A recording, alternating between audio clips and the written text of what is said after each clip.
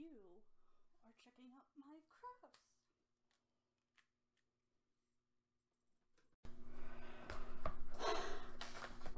Natalee Holloway's Mothers Still Seeks Answers.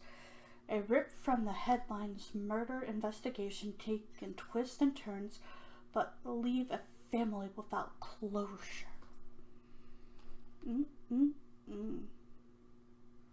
You know, I need a little more.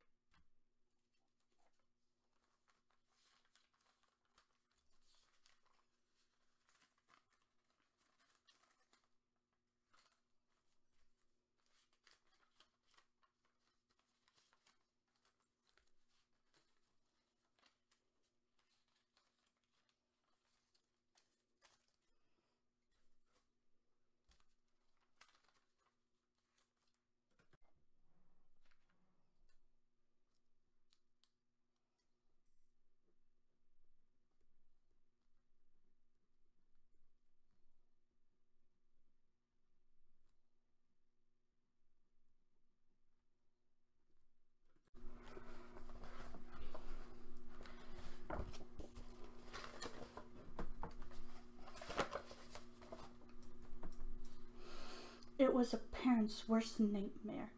On May 26, 2005, Dave and Beth Holloway farewell, bid farewell to their daughter, Natalee, as the 18-year-old and 124 of her Alabama classmates left for a 5-day group trip to Aruba. The couple would never see her again. During her final nights on the island, Natalee vanished while partying with friends. She was last seen outside a restaurant at about 1:30 a.m. on May 30th when she got into a car with Jordan Van de Salute, a 17-year-old Dutchman studying in Aruba, and his friends Deepak and Statish Kopel. When the honor student failed to arrive home in the U.S. the next day, Beth frantically hopped on a private jet to Aruba and got in touch with local police to launch a search party. Van de Slot intentionally claimed Natalee wanted to see sharks, so he and the Kopel brothers took her to a nearby beach before bringing her back to her hotel at about 2 a.m. He said that as they drove away, a man in a black shirt approached Natalee on June 9th, though the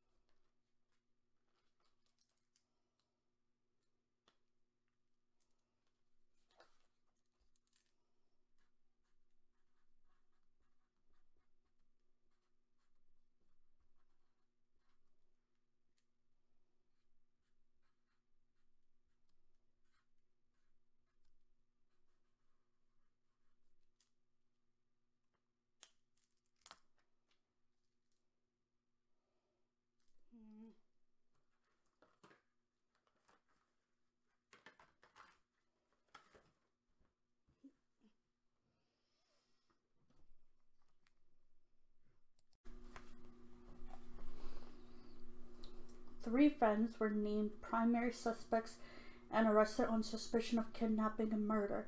The FBI and hundreds of volunteers searched on land and sea without any luck. In the months that followed, Van de Salute and the Kopels were released from jail and taken back into custody several times, a tactic used by police in hopes of getting a confession, but they were never charged. Years went by without any new evidence, and Van de Salute changed his story numerous times in police and TV interviews.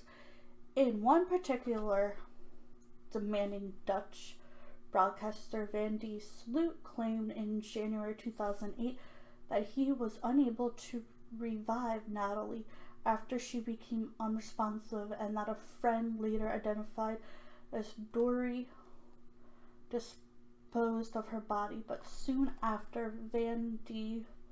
Sloot told authorities that when he said on camera was not true, blaming the effects of marijuana. Months later, he made another allegation on Fox News on the record, saying he had sold the teen into yeah, I'm not saying those words. No, thank you. In an interview with NBC in 2008, Beth, who had discovered Dave and remarried, said that Van D. Sloot is a time bomb and he will strike again. In March 2010, the accused killer reached out to Beth's lawyer, saying in exchange for $2,500 he would reveal where Natalee was. He went with the attorney, who gave him $10,000, and Beth wired $15,000 to Van D. Sloot's bank account, and the college dropout claimed that Natalee had hit her head on a rock and his late father had buried her in the foundation of a house. Then he denied the tale and days later boarded a flight to Peru. 2 months later, on the 5th anniversary of Natalee's disappearance, business student Stephanie Florence was reported missing in Lima, Peru. 3 days later, the 21-year-old was found bludgeoned to death in a hotel room residing to Van D. Sloot. He was arrested in Chile in June 2010 and sentenced to 28 years in prison in January 2012, the same month that an Alabama judge declared Natalee legally dead at the request of her father. As an advocate for safe travel, Beth hosts her own 2011 Lifetime series, Vanish with Beth Holloway, in which families share stories about missing loved ones. You're never going to get over the loss of losing your loved one. There's not going to happen.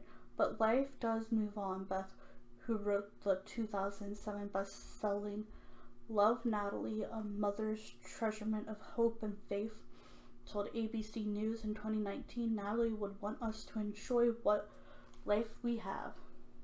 And alleged accomplice end up dead.